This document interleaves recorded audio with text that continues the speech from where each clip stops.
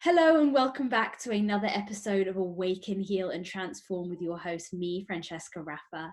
Now, a couple of weeks ago, I was talking about my retreat that I went on to do the Reiki Usui Mastership with my lovely Reiki teacher, Gwen. Well, on the retreat, of course, I was joined by some incredible soul family.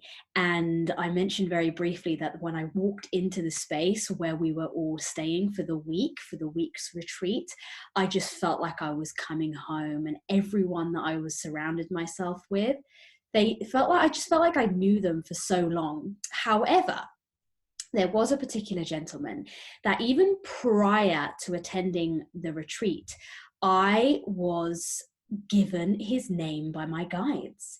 I was given the name Pete. This was 3 days before attending the retreat.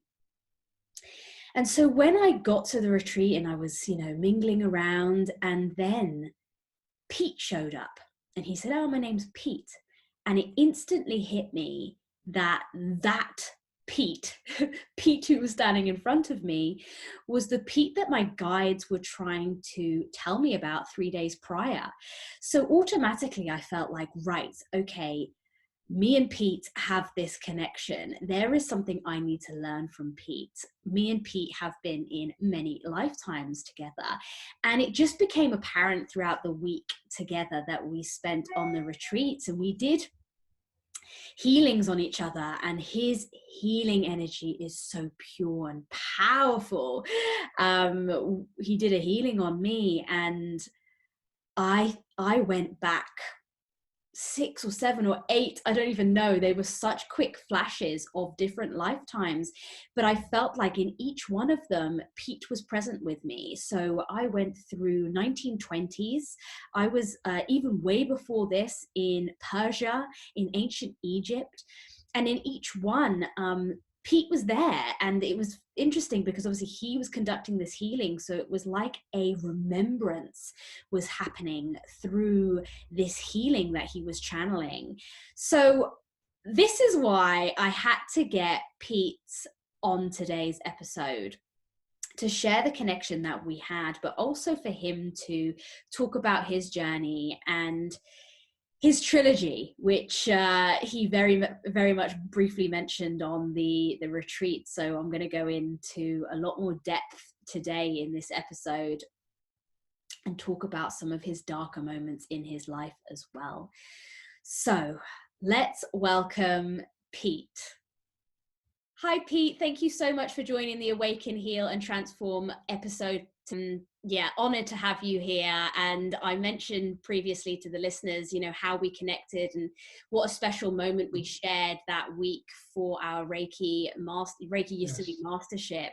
And you really made it so special. You're such a gentleman. You're a one-of-a-kind man and a very, very powerful healer, as so many of us kept saying throughout the entire week. Powerful Pete over there is what we kind of named you, for your amazing healing, and not only your hands-on healing, but your ability to hold space in healing for others. Just many of the conversations that we shared together, I just felt so held by you and beautiful. And I really wanted to invite you on today's episode to really allow you the chance to talk about your journey, and for me to hold space for you. And I also think that your journey is one that is inspirational and one that potentially could be very relatable. So I'd like to open it up to you to just talk about, where you've come and your trilogy. I know you mentioned that, so please. Thank you. You're very kind, Francesca. Thank you ever so much. And I'm really honored to be here. Thank you. As a young child, I've always been interested in odd and interesting things. I always had a keen interest in aliens, UFOs, astral travel, stars, the universe, the whole lot. And often there were times where I wondered, what is there and I felt that there was something there, but I didn't, at that age, I didn't know what it was, but I felt a connection. And I felt a connection when I looked, sometimes when I looked up in the sky, I felt in the night sky, I felt a connection with some of the stars in the sky, especially Orion's belt, the Pleiades, and the morning and the evening star. I just felt, some sort of connection there with them all. Yeah. And then just moving on from there, as I grew up, I still had a fascination with these things. And as it was, these things started to grow, and it just seemed to filter in a little bit more and grow, like a little seedling. And then when I was when I went to school, I never really got on at school. So I was always, I didn't want to be at school. There was, I wasn't a rebel as such, but I just didn't want to be there because I just had a feeling that there was something else. And that was throughout my whole of my school career. I left school as early as I possibly could, and then I made my way out into the world. And I left school without any qualifications. I had the University of Life Education. That's what I had. I had a degree in that. I love that. Yeah. So then I went out into the big wide world, made my way. At that time, it was that time where I could go from one job to another job to another job. So it was quite good. But I always felt as though I was being looked after. Always had that feeling. It was either in my head or in my heart, or sometimes both. I felt really as though I was being looked after, So then, in my early working career, I went through various. I started. I just had a few various odd jobs, and then I got into catering. I went into catering because I loved cooking, which I do now. Still love doing a bit of cooking, but then I don't know, something after I'd done my catering course and I went out into the hotels and workplaces as a chef. Then I found that I didn't really. There was always something else, just ticking away in the background. There was always something else. So I left catering. I thought, well, what do I do now? So I joined. I went to work for British Rail, and that was a manual job. Really enjoyed it because it was manual, it was physical, but stayed there for a while. Still knowing that there was something else. I needed to move on. I needed to move. So that was the experience. And then I joined the post office. I loved the post office. It was a really good job. I worked in central London. It was just brilliant. I earned a decent wage. It was really good. And then during my post office career, once again, I moved from different offices, done various jobs in the post office, and then I got a job on what they call the overnight mail trains, travelling post offices, and I worked on one from Paddington to Penzance, which was lovely, because Devon and Cornwall have always been my second home. Always had an affinity.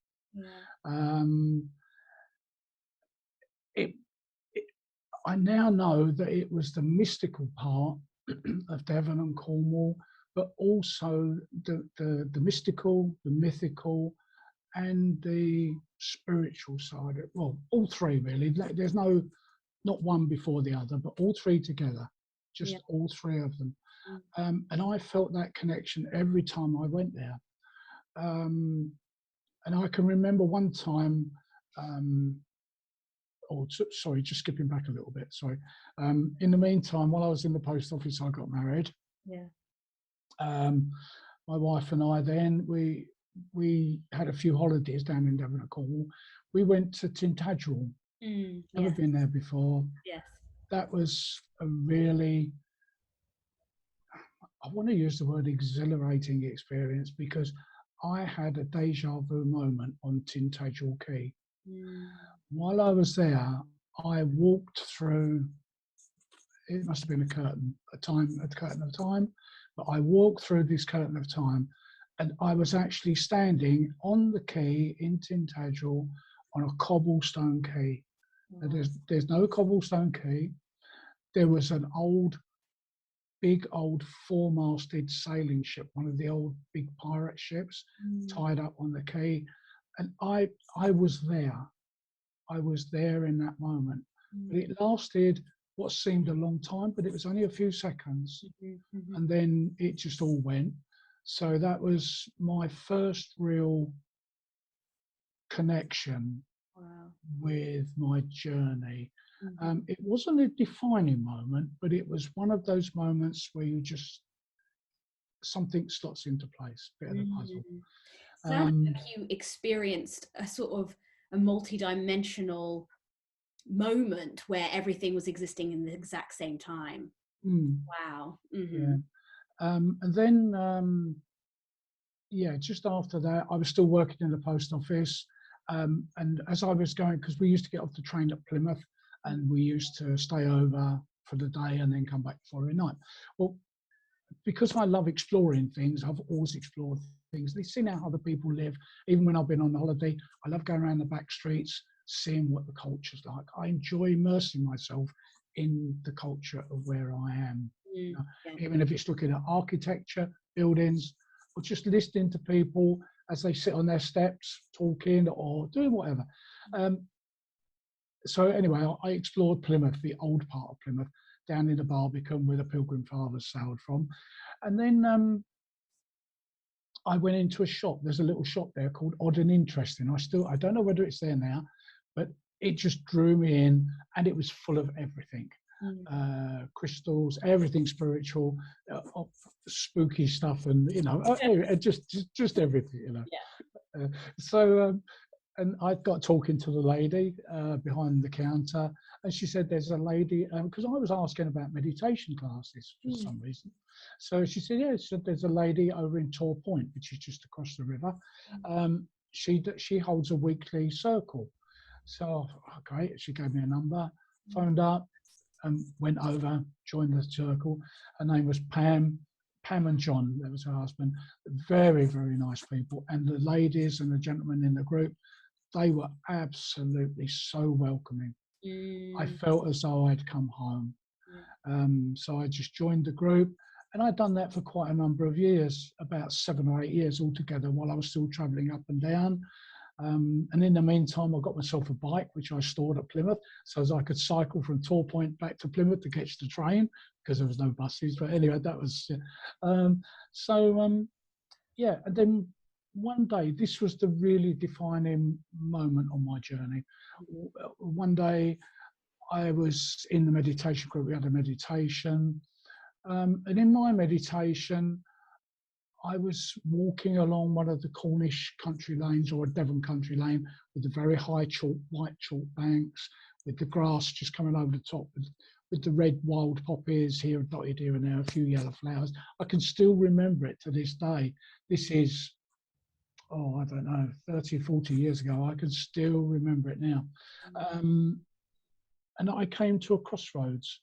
And at this crossroads, there was one of the big old-fashioned signposts with the 4 arms, but on the ends of the arms, they were like the fingers, very old one. But there was nothing written on each one of the signposts, each one of the boards. So I actually knew that it was time for me to leave, time for me to move on again. And so I made a decision to leave the post office. And at that time, my marriage was slowly disappearing, for want of a better word. Not in a cruel sense or anything, it was just that it wasn't working. And by that time, I had 3 children. Well, we had 3 children. Um, so I made a decision to. It was quite a tough decision to make. So I made a decision that I would leave the post office. But before I did, I enrolled in night school. And I took up heating and plumbing, and I'd done a 2-year night school course back in the days when it was City and Guilds. And I studied really hard. And I got a distinction in my theory and in my practical work. And that is the first time in my life that I'd actually achieved, just kept myself so busy. I loved being busy, and I loved my plumbing and heating. I was very passionate about it. And even though I'm supposed to be retired now, I'm still very passionate about it. So then my marriage fell apart. Things happened, and it was that. So then I just carried on making my own way in with my business, and all of my business was by word of mouth. I never ever advertised, just one after another. And yeah, it was good. It was really good. I worked for a couple of different companies servicing boilers and that. For some reason, my spiritual side started to kick in a little bit more. And I don't know how it happened, but I got invited to, well, probably because I was looking for it, but I can't remember at the moment. But I got invited to a meditation circle. And then from there, I got invited to a closed circle, which I just loved it. There was so much coming in, and I was doing so many different things. My meditations really blossomed and took off.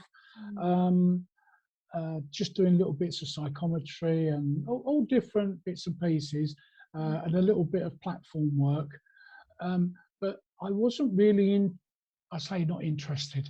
It didn't, I don't know what it was, but I was interested in something else, but not the platform work or psychometry. I didn't know what it was then. But anyway, I went to the lady who ran the closed circle. She used to run psychic evenings, which was called a psychic supper. You all had a bit of chili and a bit of bread and whatever, and a drink on the table. And then you had a reading from a medium. I had a reading. The medium gave me a reading. He said, do you know you have a strong energy down your left side? It's a blue or a mauve energy. I said, no, I don't. He said, have you heard of a gentleman called Harry Edwards? I said, no, not at all. So me being me, I went back, I Googled it, and that found out that it was a healing sanctuary that Harry Edwards used to run, because he's now passed over. And then I just went there I think it was within a fortnight. I'd gone up to the sanctuary, signed up for the healing course, and just went from there. And I had my own plumbing and heating business. In the beginning of it, I had an affair with alcohol. It was part of my journey. I sought help, and this was very coincidental, because I was through my journey, as the beginning of my journey with it, I met a lady.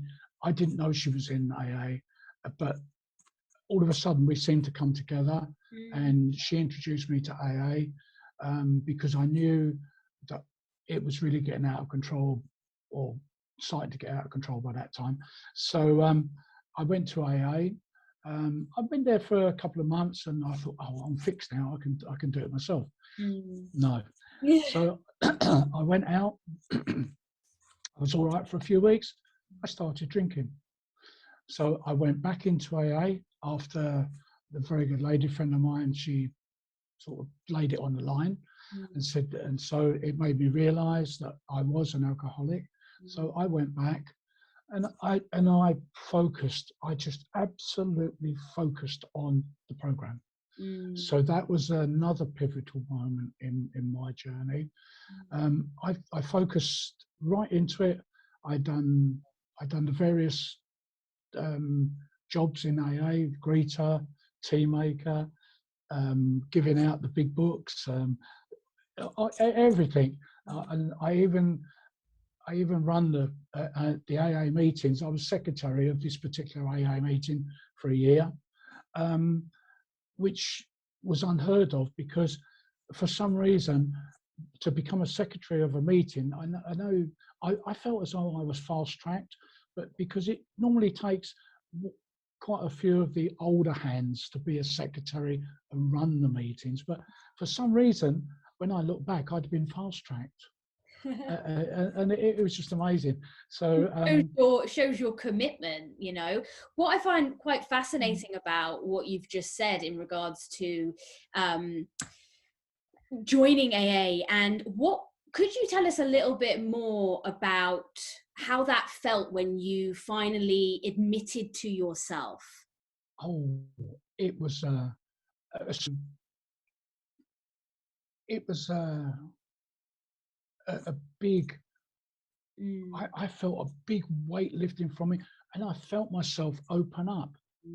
I felt, even though like I was on just at the beginning of my spiritual journey, but when I finally, and it wasn't long after I joined, when I went back into AA the second time, when I really focused on it, when I really committed myself, that was when it opened up. Yeah. I just felt myself open up. I embraced it. Mm-hmm. And that was when it all opened up. Up until this present day, Yeah. when I look back on my journey, I know that throughout the whole of my journey, I've collected so many tools to put in my toolbox.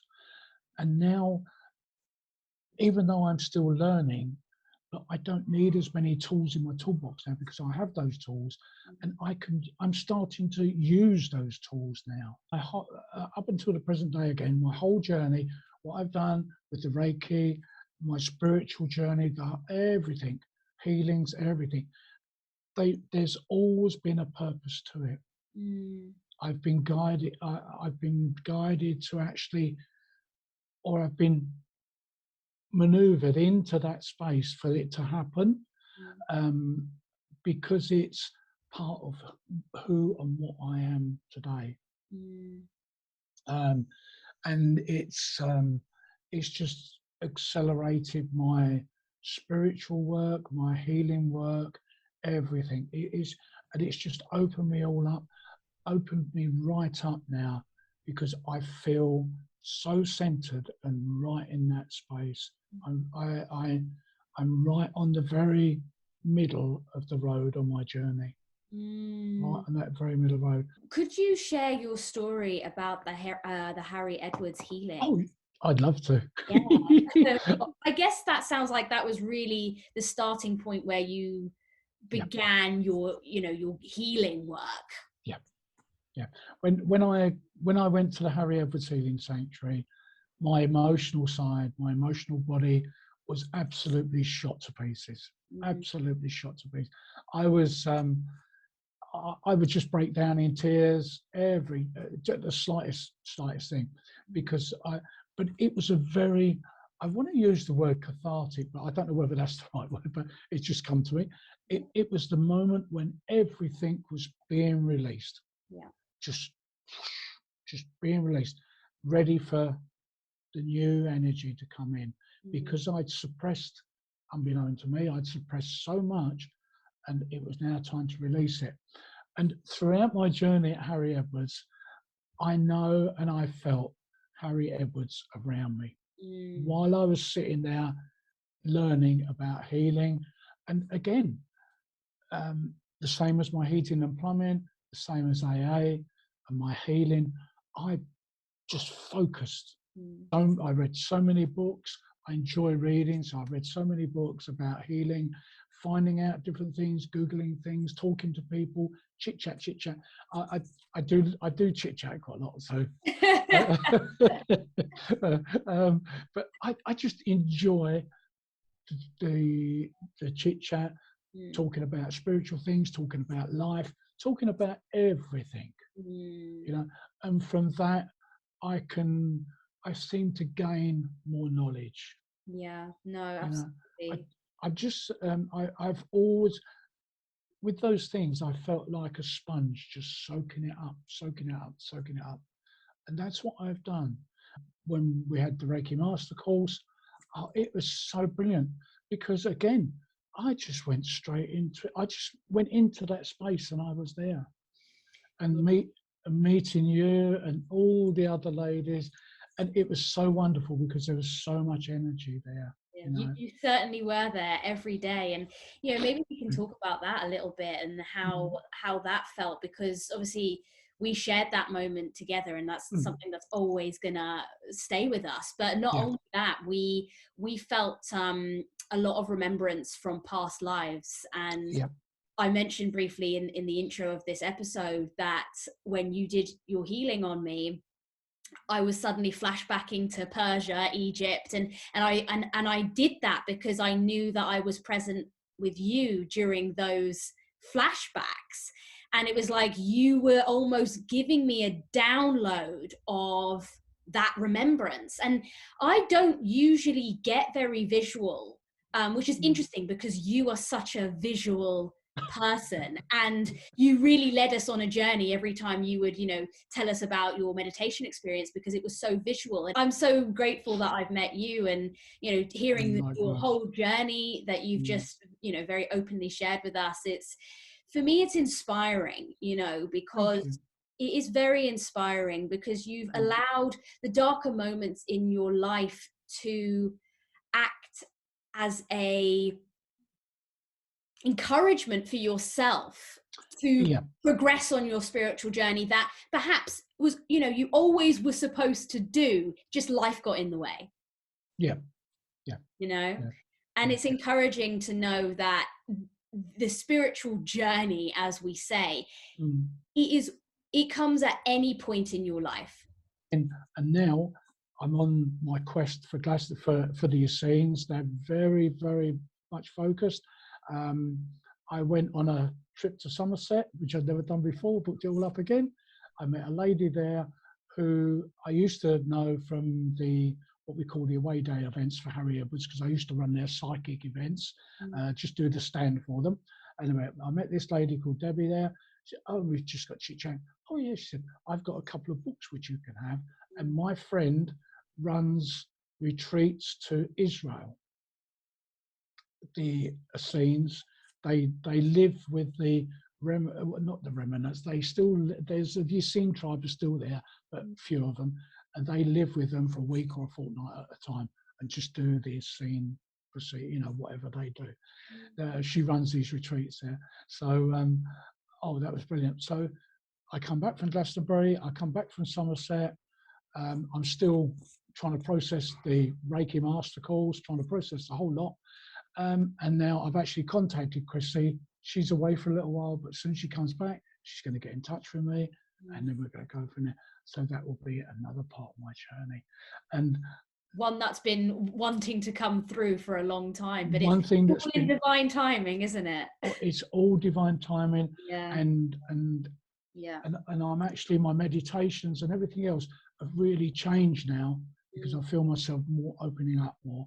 But the three pivotal points in my trilogy, because I'm 70, I was 70 this year, as you know, and but the three pivotal points are my my meditation in Plymouth and the crossroads, going out on my own, building myself up, my journey through my alcohol, an AA, and then from there moving through into my spiritual side. So I can see that pathway. It's just, it's just so wonderful. And I'm very mindful of the time. Yes. I have so much more to say. I'm sure. It's been fascinating. Thank you so much. I'm just so grateful to be able to share my story. And where can people connect with you, Pete? And what do you offer? Healings. I offer one-to-one healing sessions. I'm gradually building up my own sort of healing practice now. So it'll be one-to-one healing sessions. I can do guided meditations. I work for a drug and alcohol rehabilitation charity, the Kairos charity. I Mm. help with that. Um, I offer help Yeah. and You encouragement. you truly are a person who wants to help people at Oh, such, it's right there in the heart and it radiates from you. And it's here, yeah. mm, Because of what I'm doing now, yeah, I know it's in the third part of my trilogy. doesn't matter. Yeah, It doesn't matter. I don't see time. exactly. I don't see time. Mm, It's just I'm doing it, whatever's meant to be at that specific time, and mm, it's there. yeah. You know, And I love that. Thank you yeah. so much for I joining today. It's been an absolute pleasure, Pete. thank, Thank you. thank you.